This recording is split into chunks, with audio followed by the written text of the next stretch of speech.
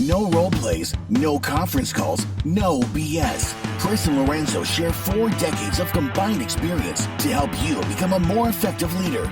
This is Hacking Your Leadership.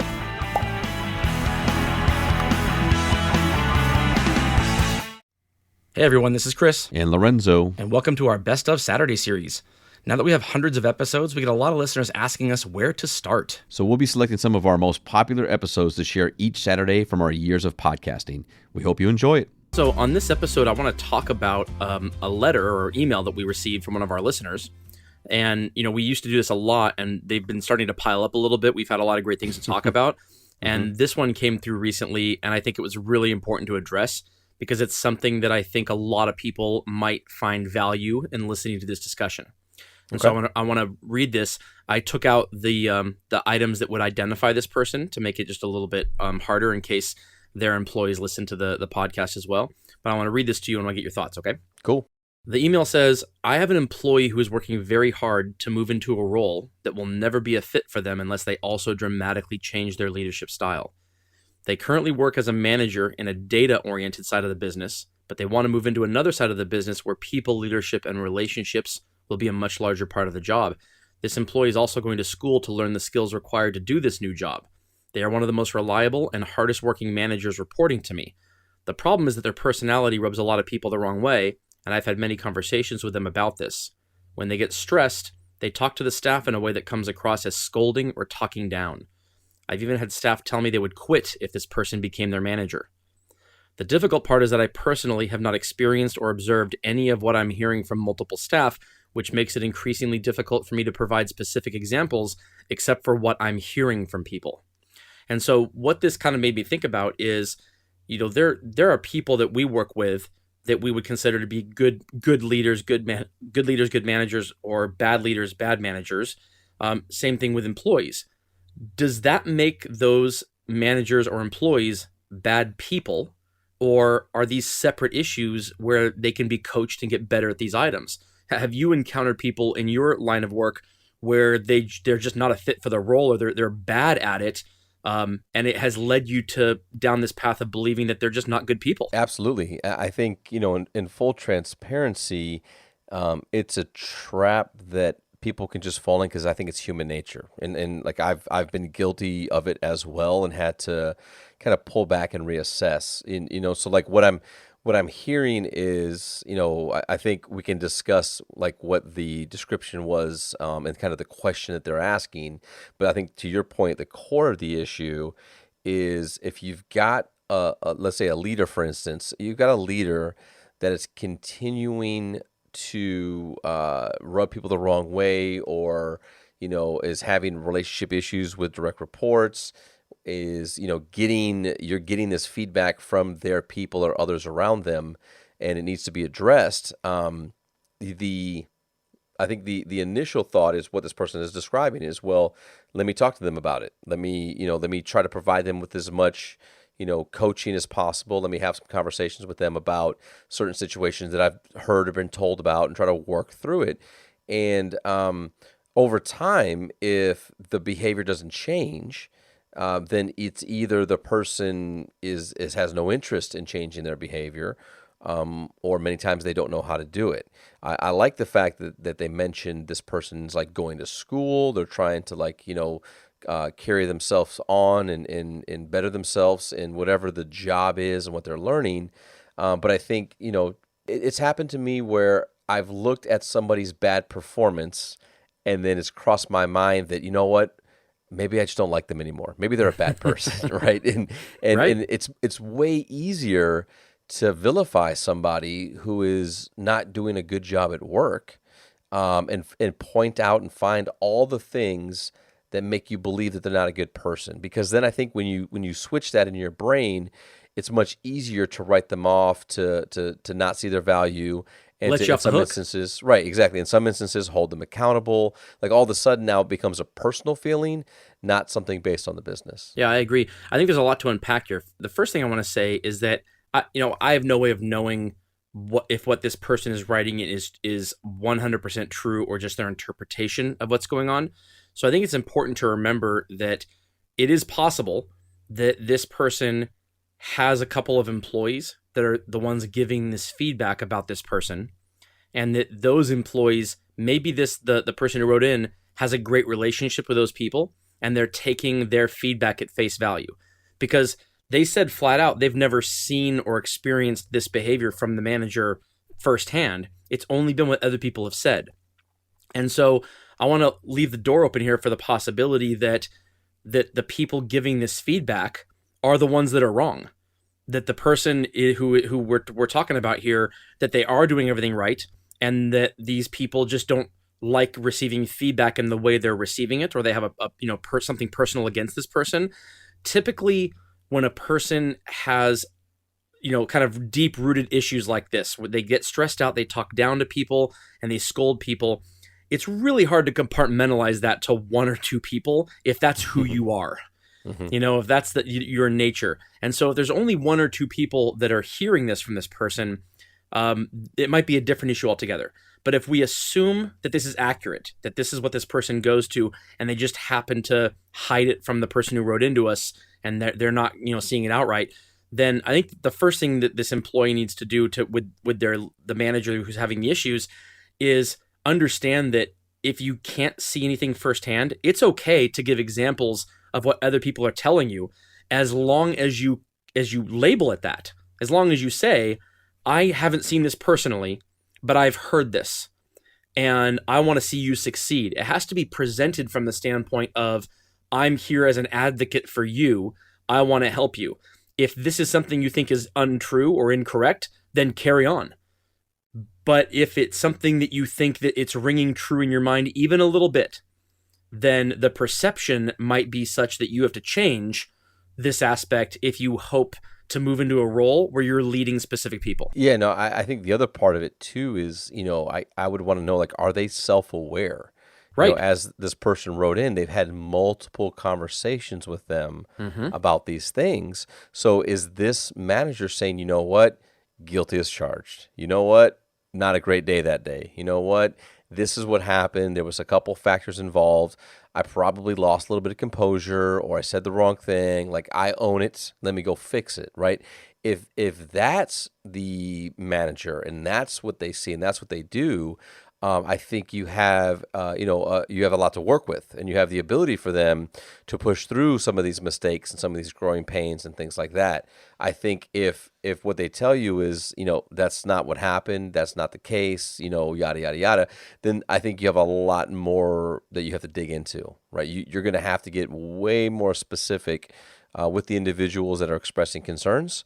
And you want to start to build more into understanding what this is about. Because again, like, is this because they're maybe a bad leader to that individual, or is this because they're a bad person and you just can't see it because they're nice when you're around? There's that element of it as well. And then, the other piece of what you were just mentioning is maybe the person who says, if that person's my manager, I'm going to quit the company. Maybe they should. Right. Yeah. Right. Maybe that manager is actually doing the right work and is consistent, and to your point, is giving feedback or holding people accountable, doesn't put up with, some of the silliness, and this person says, I'm going to leave, okay. So like, I think that there's a lot to unpack there. But I think it is, important to really think through, again, are these mistakes that a leader is making as they are taking some calculated risks, or are these things that are built into their character that even after multiple coaching conversations, they continue to do them over and over again? Right. I mean, the line in the email actually says, I've had Steph tell me they would quit if this person became their manager, which says outright this person isn't their manager. So it could just be that the person who has the problem is believing that this person doesn't have the authority to tell them what to do. They're not their manager. Why are they telling them what to do? And so if that means that the only problem is that this employee doesn't want to be told what to do by anybody who's not their direct manager, that could be a problem with that employee. As long as this person is going about it in the right way, there's nothing wrong with trying to lead people who don't report to you directly. In fact, I've always believed that you have to earn the right to lead people. The title doesn't give it to you. You have to earn it. And people who don't have the title can earn it just as easily as people who have the title. And so if this person wants to be a leader of these people, Part of it is incumbent upon them, because if they're able to lead without the title, then they are definitely able to lead with the title. And part of it is incumbent upon these employees to understand, kind of separate, is my problem here that I'm being told the wrong thing? Or is my problem here that I just don't believe this person has the authority to lead me? And those are two different conversations to have.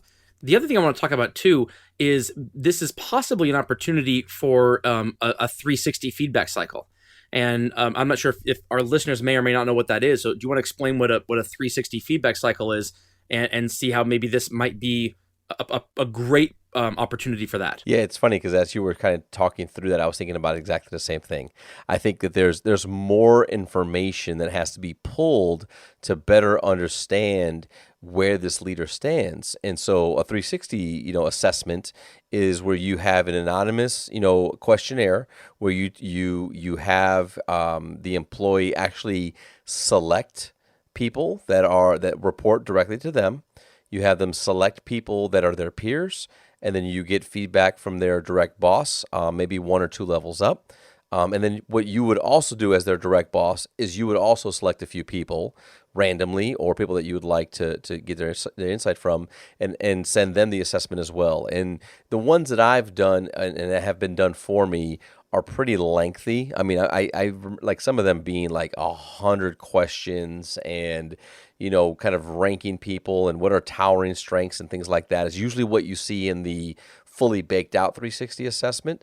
It doesn't have to be all of that, but the intent of it is that you get anonymous feedback from all levels around this leader, to be able to aggregate that information and provide them with thematic feedback on how they show up in all of their relationships professionally at work.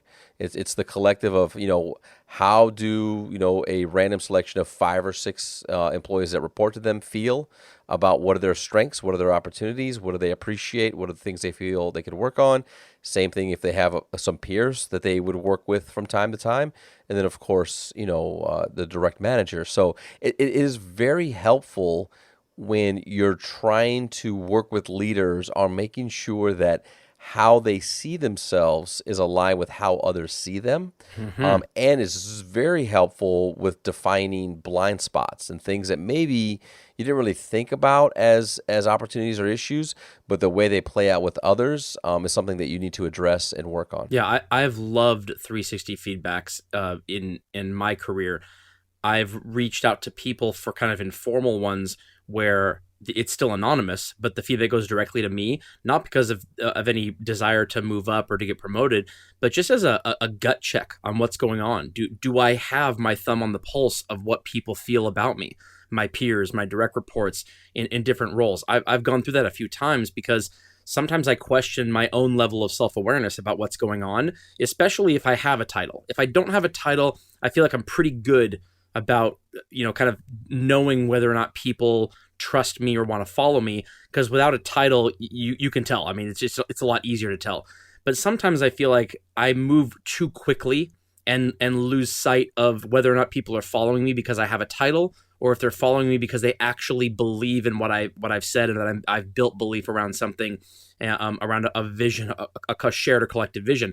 And those 360 feedback assessments can really help me figure out, like what you said, blind spots that maybe I didn't think about. So I think this is a great example of an opportunity for this manager. And I think the person who wrote in will discover quite a lot about simply this person's reaction to the suggestion of doing a 360 feedback. Yeah, no, I completely agree. And like I said, I've seen a lot of value in them. And I think that, especially in situations like this, when you are seeing that there may be some, misalignment on what you have observed as a leader, and then what people are telling you about the person that you're observing, especially when it comes to their, responsibility of leading people. Even if you're moving, from one department to another department or something like that, if you have direct reports, the way you treat them and get work done is applicable across the board. And so I can understand that in some environments, the jobs may be more tactical, or they may be more, structured with systems and processes. I get that. where maybe another job is more of the vision inspiration piece, and maybe that's what they're saying in their question is like, look, we're moving from a space where you spend most of your time doing validation checks and making sure that everybody is doing the pieces they're supposed to be doing, and you really work as a leader who is managing process, and now going into a role where your main objective is to empower and inspire others. That is definitely two different things that need to be worked on, and making sure that because you can't add that type of system and process into a space where you're trying to inspire people. It's just I've never had success with that. I don't know many people or any leaders that have been really great at saying, here's the exact structure, here's exactly what I want you to do. Do not deviate from that one bit, and this is how we get things done. Now feel inspired, right? Like right. I've never been able to do that. I've never really been able to see anybody do that. So I could completely understand that would be, that would be the task at hand. But I think that to your point, in my experience, any way that you can get more feedback across the board is super helpful if you have somebody like kind of what they're explaining, which is they're a learner, they want to get better, they're looking to better themselves. Again, the only piece that's missing for me is the person has to be self-aware, and they have to be self-motivated to want to improve and say, yep, that's an opportunity for me. I'm going to go fix it and make it right. If they have that piece, then a lot of this work can happen. If they don't have that piece, they don't see it in themselves, if they're not self-aware, it makes this work very, very difficult. Yeah, I agree with that. I also think, too, that it's very important here that the person who wrote in, if they want to suggest to this other manager a 360 assessment, that they approach it from a place of advocacy for the success of this person. They can't approach it trying to validate anything or debunk anything. They can't say, let's do a 360 because I want to prove all these people wrong, or let's do a 360 because I want to prove all these people right.